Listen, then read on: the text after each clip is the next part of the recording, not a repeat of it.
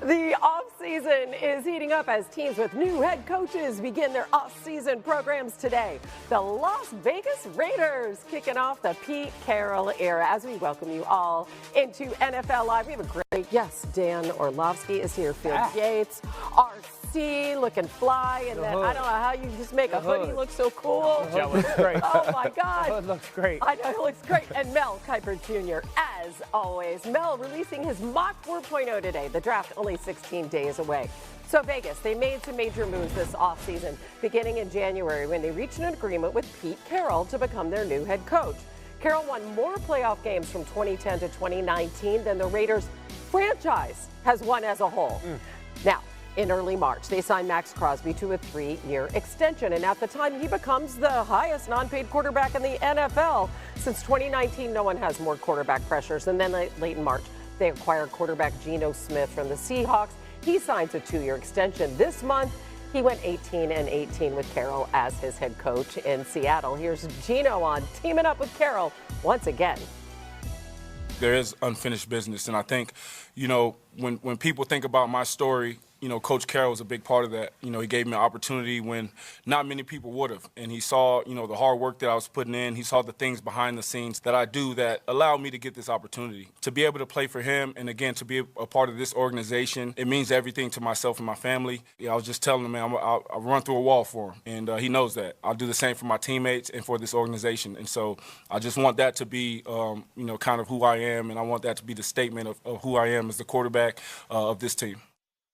RC, very cool to see them back together. But the Raiders, they finished dead last in the AFC West, only 4 wins last season. So how much of a difference is this combo of Carroll and Smith going to make? Well, I mean, first off, it looks like this team is actually trying to win football games this year by the decisions that they're making in the offseason. Last year, you go into the season with Aiden O'Connell and Gardner Minshew at the quarterback position. You allow Josh Jacobs to go to the Green Bay Packers, and we saw the impact that he had there. So this team is doing something that's essentially totally opposite from last year and saying we are trying to win right now. They know that Pete Carroll will instill a culture, but with that culture, you need good football players, and that starts with Geno Smith. That starts with the ascension that he has had over the last few years and becoming one of the better quarterbacks in the NFL, but also listening to him. He's a great leader. He's a man who has understood his adversity, learned from that adversity, and can now impart that on the younger people in that locker room. I believe this is a great start for this team as a leadership position goes from the head coach and the quarterback, but they have to add more players if they want to contend with the likes of the Los Angeles Chargers, the Kansas City Chiefs, and the Denver Broncos. Love what he said about Geno and Pete Carroll, but this is not a quick fix contender in Las Vegas. This defense has been bad 3 out of the last 4 seasons. And really, if you look at the makeup of the football team, this is a defense that's bottom 5 or bottom 6 in 3 out of the last 4 seasons. That 2023 season where they ended the season so well made them top 10. There's only 2 real difference makers on this defense, Max Crosby being one and Christian Wilkins being the other. He obviously has to stay healthy. So Ashton Genty, a playmaker. This defense is so devoid of real talent. And RC mentions the division. You compare it to the Denver Broncos or the Kansas City Chiefs or the Chargers talent. They don't. Now, there's some decent, solid players, but difference makers, there's 2. So I look at this as we really have to philosophically try to change who our defense has been over the last 4 or 5 seasons. You know, you kind of saw some good things from Palomar last year if you really watch the film, and now you add Eric Stokes to the outside. What will Jeremy Chin give him? I felt like Washington played him in a way that sort of accentuated his positive and kept him away from his weaknesses. The one thing you know is every week that Max Crosby is going to be a war daddy, with Christian Wilkins, if healthy, being able to push him inside. What makes me think that this team can be better is if you can get Devin White to play at a level we saw him play in Tampa Bay. Landon Roberts, a great first and second down or very good first and second down linebacker. So they've tried to add some pieces, but I think it's all about what Pete Carroll can imprint on this defense. And if that culture can take over a little bit this year, I believe it can not only elevate this team, but elevate some of those players that have underperformed.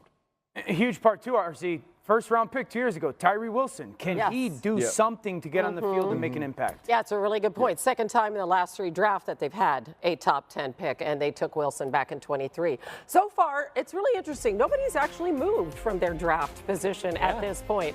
We have a fresh new mock draft to discuss, thanks to our friend Mel Kiper Jr. 4.0 released today. Mel, take us through the top 3, and let's start right there with Cam Ward.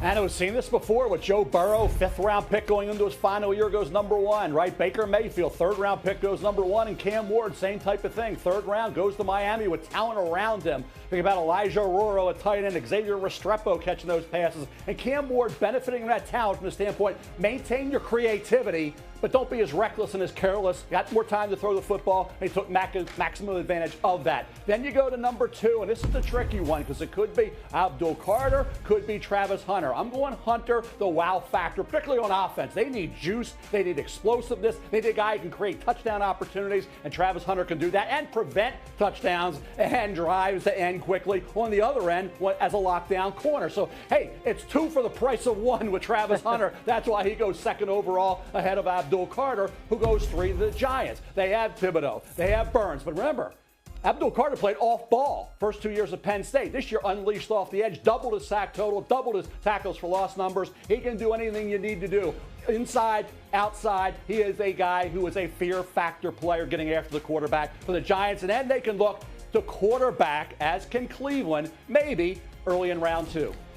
Yeah, I mean, you have the Browns taking Hunter instead of a quarterback, so we'll see who would throw him the football. You have Shedeurs Sanders out of the top 3, as we saw. Giants taking Alabama quarterback Jalen Milroe early in round 2. Really interesting. What was your analysis of that? Well, I think you look at Milroe and you say, okay, the talent.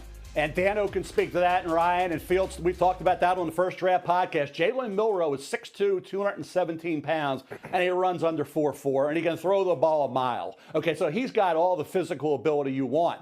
The consistency. Great start, first 4 games. Phenomenal against Georgia. Then things started to unravel. Interceptions were rising. Touchdowns were coming back. Inconsistent, erratic, not accurate throwing the football at any level in some of those games. So he didn't finish strong, but the talent's there. And I thought for Brian Daboll, he fixed Josh Allen's situation. People were critical of Josh coming out of Wyoming, not accurate enough. Look what happened. Jalen Milroe needs to fix that as well. He wants to be good. He wants to put in the work, but he's a work in progress. He's a project. And for Brian Daboll, you get a mobile, tough, great dual threat quarterback. His passing skills, though, have to improve. If I could handpick one team for Jalen Milroe, it would be the New York Giants in the 2nd round. This would be the ideal situation. Number 1, Brian Daboll's Alabama ties. I remember hearing Nick Saban talk about Jalen Milroe and said, this guy changes the game. I remember Brian Daboll talking about how Nick Saban told him the number 1 guy he could not stop in college over the past couple of years was Jayden Daniels. Number 2, and Mel hit it, the impact he'd had with Josh Allen, but mainly the quarterback run, and that gets me to point 3, which is desperation. They're desperate. And if it comes to a point this season where Brian Daboll and Joe Shane are like, hey, we need to do something to keep our jobs, I just sit there and go, if you got Jalen Milroe, you can go full Lamar Jackson rookie mode, where hair comes 15 times a game. Because this young man, while he's improving as a passer, is an absolute rocket ship with the ball in his hands. I think he's got more talent as a thrower than maybe some of the inconsistencies of the season last year showed itself. He's got to get much, much better in the red zone. But this would be the perfect place for both the player and the organization. Yeah, they have their bridge quarterback, right, RC? Yeah, I mean, but that's the piece of it too, right? It's the consistency. You know, Mel and I were on TV this morning along with Field, and we were just saying, like, you pop on some of the tape and you're like, oh my God, like this guy's a top 10 pick. You go to the Georgia game this year, you go to some of those games down the stretch last year, Nick Saban's last year, you're like, okay, this dude can really do it. And coming into this season, you were excited about all of that talent because this is what it looks like now in this league. A rocket arm, a big body, 4.3 speed, being able to do both things and put defenses in a conundrum. But he didn't do enough last year to say, okay, you can be a sure thing. Now you have Russell Wilson in the building. You have Jameis Winston in the building. These are guys that he can learn professionalism from. These are guys that he can learn the game from, adapt to the NFL locker room. And I believe if you can get him to be slightly more consistent, which we've seen Brian Daboll do with Josh Allen,